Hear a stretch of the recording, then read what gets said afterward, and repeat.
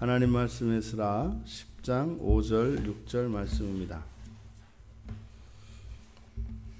에스라 10장 5절 6절 말씀 우리 함께 읽겠습니다.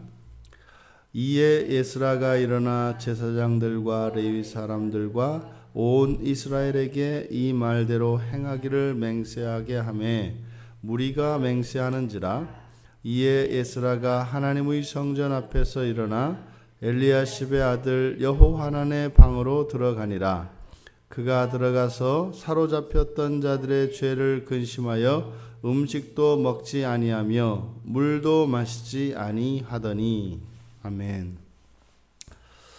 이제 이스라엘이 맹세하는 장면이 나오고 있습니다.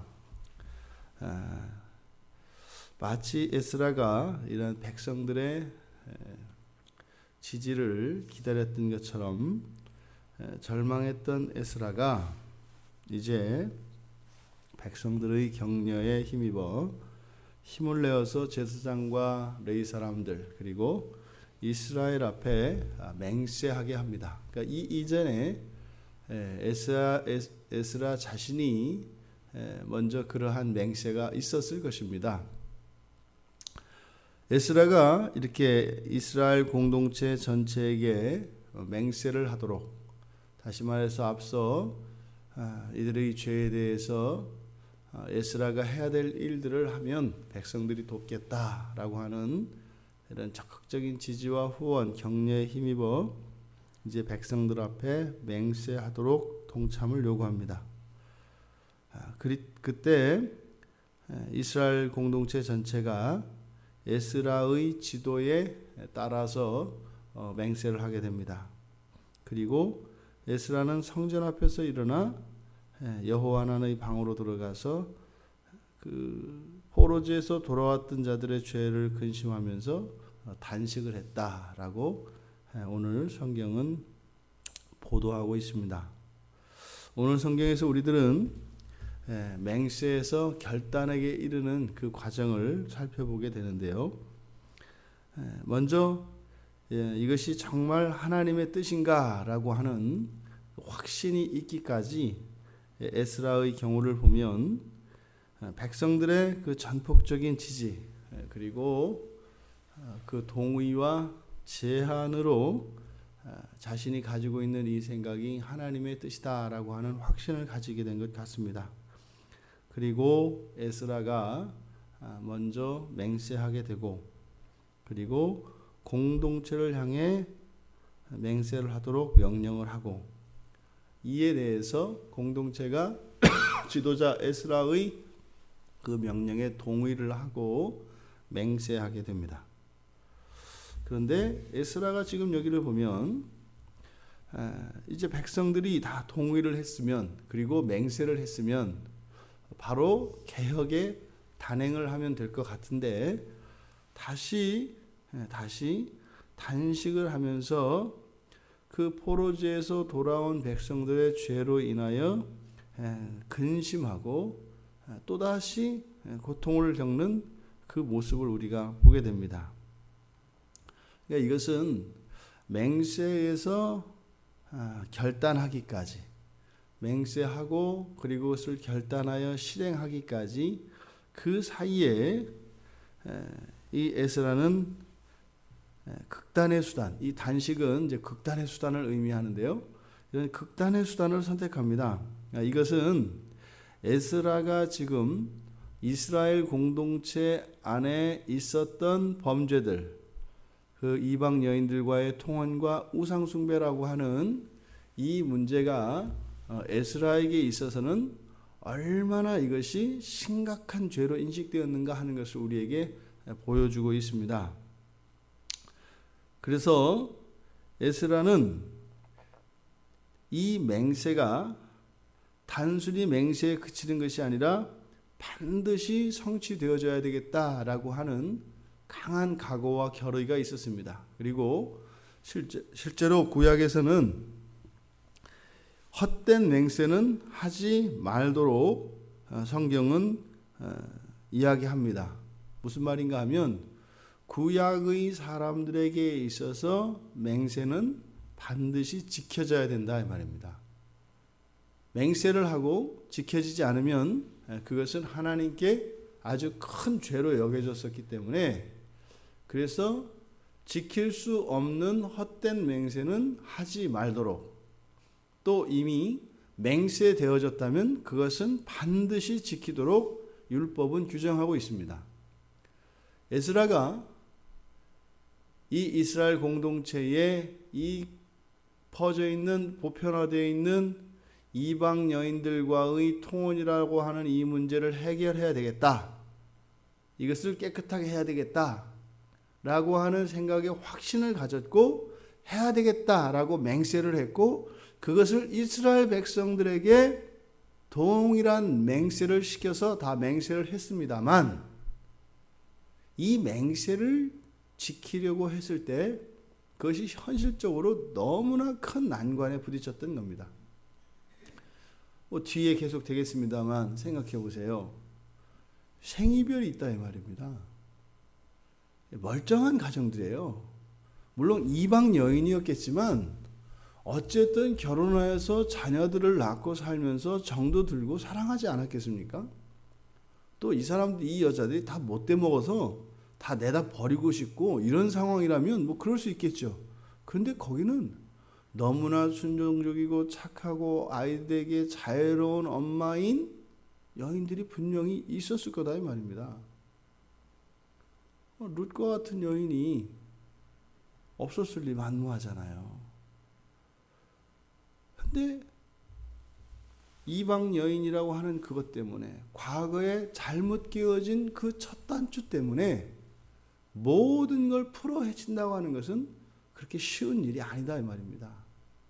그러니까 지금 여기에서는 에스라가 사로잡혔던 자들의 죄를 근심하여 단식했다 이렇게 이야기하지만, 에스라에게는 자신의 죄가 아니라 이스라엘 공동체의 죄가 자신의 죄로 받아들여졌던 에스라이니만큼 이 맹세를 지키기 위하여 이것을 결행을 하게 되면 많은 가정에서 생이별이 있게 될 것인데, 바로 이런 생이별의 끔찍한 일이 일어나게 된 그 원인인 그 죄, 이 죄를 근심했다고 하는 것은 앞에서부터 이야기하였던 회개하고 죄로 인한 비참에 대하여 고통하는 것과는 다른 것이지요.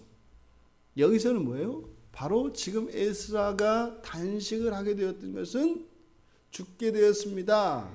소망이 없는 자들입니다. 죽어 마땅한 저희들입니다. 라고 하는 이런 심정이 아니라, 바로 명령을, 이 맹세를 했기 때문에 이 맹세는 반드시 지켜져야 되고, 이 맹세가 결행되게 되면은 일어나게 될 수많은 가정들에서의 이 끔찍한 그 생이별로 인하여 이스라엘 공동체가 마음 아파할 그 일, 그것에 대하여 에스라는 가슴이 저며오는 겁니다. 그것을 죄를 근심하여라고 하는 것이죠. 그러니까 우리가 쉽사리 이 죄의 문제를 접근하고 거론할 때 죄로 인한 분명히 그 결과와 피해가 있게 되어지는데, 바로 그 결과 그리고 그것으로 인한 그 영향으로 인해서 당해야 할 지체들의 그 아픔, 이것을 에스라는 또 동일하게 느끼고 있었던 겁니다. 다 맹세를 했지만 그것을 쉽사리 결행할 수가 없었던 거예요. 그래서 에스라는 단식을 하게 됩니다. 그러니까 이 단식의 의미는 이스라엘 공동체가 맹세를 지키기 위해서 지나쳐야 되는 이 기가 막힌 생이별의 아픔에 대한 안타까움의 표시겠고, 또 한편으로는 이 맹세를 반드시 지키고야 말겠다라고 하는 각오와, 정말 이 일을 위해서는 우리 모든 이스라엘 공동체가 한 마음이 되지 않고서는 할 수 없겠다. 그런데 이런 일은 사람으로 할 수 있는 게 아니죠. 아간의 범죄와 같이 전체가 다 지킨다 하더라도 한두 사람이 이 맹세를 지키는 일에서 빠지게 되면 이스라엘 공동체 전체가 정결해질 수 없는 것이죠. 그러니 단식을 하며 기도하였던 또 다른 이유는 성령의 은혜가 아니고서는 이 일은 이루어질 수 없는 것이기 때문에 이스라엘 공동체의 정결을 위하여 자기의 가족을 깨트려야 된다고 하는 이런 끔찍한 운명 앞에서 이들이 그 아픔을 극복하고 이 맹세를 지키는 일에 참여할 수 있도록 하기 위해서는 성령의 도우심이 아니면 될 수 없다라는 것을 깨달았기 때문에 단식하며 기도하는 자리로 들어갔던 것입니다. 우리가 이 사건을 통해서 이 죄와의 싸움이 얼마나 치열한가 하는 것과 이 죄로 인한 그 피해가 얼마나 심각한 것인지 우리는 기억해야 합니다. 죄는 달콤한 유혹으로 우리를 유혹하고 속입니다. 이렇게 하라고 말입니다. 그것으로 인한 결과에 대해서는 완전히 은폐시키기 때문에 그 결과가 얼마나 끔찍한 것인지에 대해서는 알아차리지 못하게 한다 이 말입니다. 그러니 예스라가 그 죄로 인하여 그 죄를 미워하며 근심하며 단식할 수밖에 없었던 이것은 주님 오시는 날까지 계속될 겁니다. 이 죄로 인한 피해는 그렇게 만만한 것이 아니다 이 말입니다. 또한 이 맹세가 결행되어지는 이 죄를 척결하기 위하여 이제는 맹세를 결행할 때 앞으로 겪게 될 고통과 고난이 단식하면서 목숨을 건 그러한 투쟁일 것이다 라고 하는 것을 암시하고 있습니다. 앞서 말씀드린 것처럼 신앙 공동체에서 일어나는 모든 맹세는 하나님 앞에서 하는 맹세가 됩니다. 그래서 반드시 지켜져야 합니다. 이것이 구약의 사상입니다. 그런데 주님께서는 산상수훈에서도 맹세를 금하십니다. 그래서 헛된 맹세를 하지 말라는 구약의 율법을 바꾸어서 아예 맹세 자체를 하지 말라고 말씀을 하십니다. 단지 그렇다, 아니다, 그러면 네, 아니면 아니요 라고만 대답할 것을 예수님은 말씀하십니다. 여호와께서도 맹세를 하십니다. 그런데 시편 110편 4절에 보면 여호와는 맹세하고 변하지 아니하시리라. 예수 그리스도를 멜기세덱의 반차를 쫓아 영원한 제사장으로 세울 것이라고 하는 여호와 하나님의 맹세인데요. 그것은 반드시 지켜질 것이다. 그래서 예수 그리스도는 하나님의 여호와 하나님의 맹세의 성취인 것입니다. 근데 그 누구만요? 하나님만 하실 수 있다는 거예요. 맹세를 하면 죄를 짓는다 이 말입니다. 그러니까 맹세는 예, 아니요. 이것이 믿음을 따라 살아가는 신약의 백성들의 바른 삶의 모습입니다. 할 수 있으면 그 자리에서 하는 거고요. 할 수 없으면 할 수 없다고 이야기하는 겁니다. 그런데 이거는 구약의 백성들에게는 도저히 받아들여질 수 없는 거예요. 그럼 우리가 이 에스라의 상황으로 돌아가서 에스라가 앞에 나와서 이야기하잖아요. 우리가 여호와 하나님께 죄를 지었다. 그러니까 이방 여인들과 결혼한 자들은 이방 여인과 그로부터 난 모든 자녀들을 돌려보내라. 그랬을 때 어떻게 해야 되는 거예요? 할 수 없어요 라고 해야 된다 이 말입니다. 주님의 가르침이세요. 구약은 율법에 의해서 반드시 해야 되는 것과 반드시 하지 말아야 되는 것이 규정되어 있습니다. 그러니까 이것은 천편일률적으로 모든 이에게 동시에 적용됩니다. 신약에서는요. 할 수 있는 사람은 이해할 것이요. 할 수 없는 자는 아니요 라고 하라고 말씀하는 것입니다. 물론 그 일은 반드시 지켜져야 할 겁니다. 그런데요, 그것을 지킬 수 있는 때가 다르고 상황에 따라 각 개인에 따라 다르게 적용된다 이 말입니다. 오히려 우리가 해야 될 것은 무엇이에요? 할 수 있으면 네, 할 수 없으면 아니요 라고 하는. 왜 이게 가능할까요?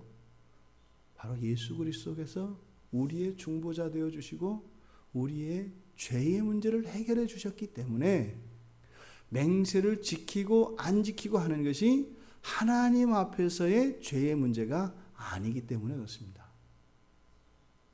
우리가 살아가는 일상생활 속에서도 이것은 해야 되는 것인데 함에도 불구하고 할 수 없는 경우가 있을 것입니다. 그때는 아니요 라고 말할 것을 주님께서는 우리에게 명령하셨습니다. 그런데 할 수 있는 것, 예라고 대답할 수 있는 것, 이것은 반대가 없거나 너무나 수월하고 자연스럽다 이런 의미는 아닙니다.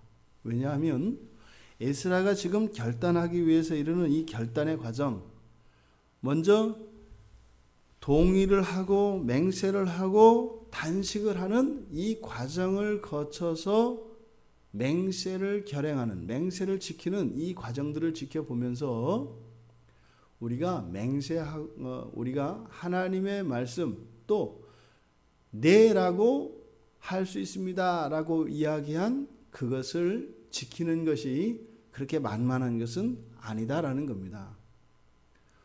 우리가 예, 아니요라고 대답할 수 있는 것은 믿음에 기초하고 있기 때문입니다. 사실은 어떤 개인이 예라고 이야기할 수 있는 것은 무엇이에요? 우리의 능력으로가 아니라 우리의 믿음으로 그것을 할 수 있는 것이기 때문입니다.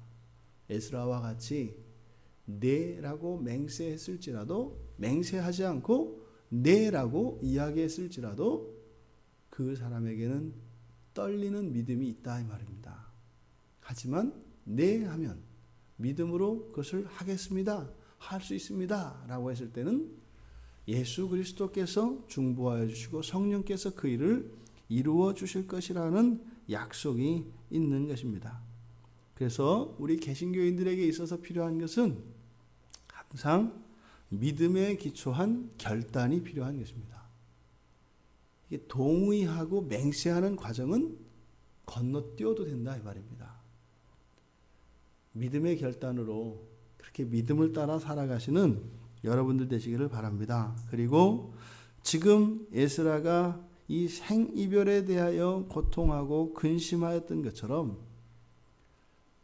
이렇게 우리가 믿음의 결단을 내리고자 할 때도 그런 불안한 마음이 있을 수 있고 앞날에 대한 염려가 있을 수 있습니다.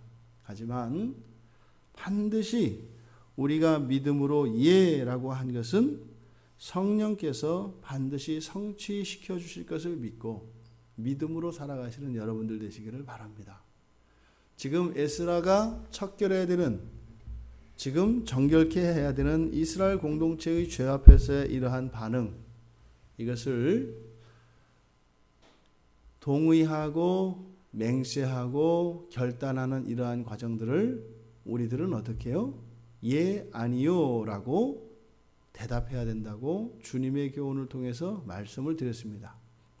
지금 현재 내 안에 그리고 우리 한국 교회 공동체 안에 있는 어떤 죄에 대한 인식이 있고 이렇게 해야 되겠다라고 하는 마음이 있다면 예라고 결단하고 나아갈 일이다 이 말입니다. 그러면 우리의 믿음을 따라 하나님께서 이루어 가시며 우리의 공동체를 정결케 하여 주실 것을 믿습니다. 그래서 결단하는 한 사람에 의해서 그 공동체가 정결케 되어지며 회복되어질 것을 믿습니다. 이 한날 우리들의 삶이 공동체와 무관한 삶이 아니라 이 공동체를 정결케 하고 온전케 하는 그 일에 쓰임받는 사명의 길이 되시기를 주님의 이름으로 축원드립니다.